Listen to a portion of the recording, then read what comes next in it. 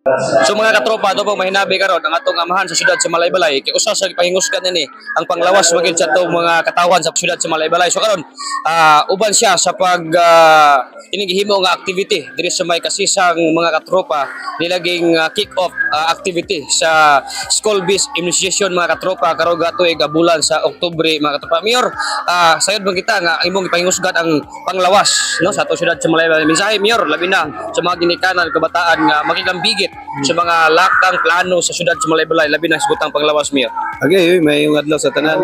Nakita diri sa Kasisang sa BNHS Senior High School ato ang launching sa atong school-based immunization ang grades 1, 4 ug 7 kay para mabaksinan sila.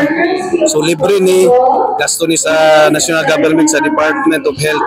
Yan ang manpower is ang city government lang through sa city health ug ang atong provincial. Minaut ako sa mga ginikanan na mosalmot ilang tugutan nila mga anak kay makatabang ginig dako kayo na malikayan ang sakit-sakit sa inyong mga bata. So, doon lang mo sa inyo ang pinakadool na midwife o nurses sa barangay o sa eskwelahan ninyo para malamdagan pa kamo. Ay mo kadlo kay safety man ni ang vaccine pila na ni katuig na gigamit na pamaagi na malikayan ang sakit. Kaya ang vaccine meaning gitagaan kag immunization. So di na ka basta-basta masundan na sakit. Tabangan nato ang programa sa Department of Health o sa City Health Office o sa Provincial Health Office sa atong mga gobyerno der sa Bukidnon o sa Malaybalay.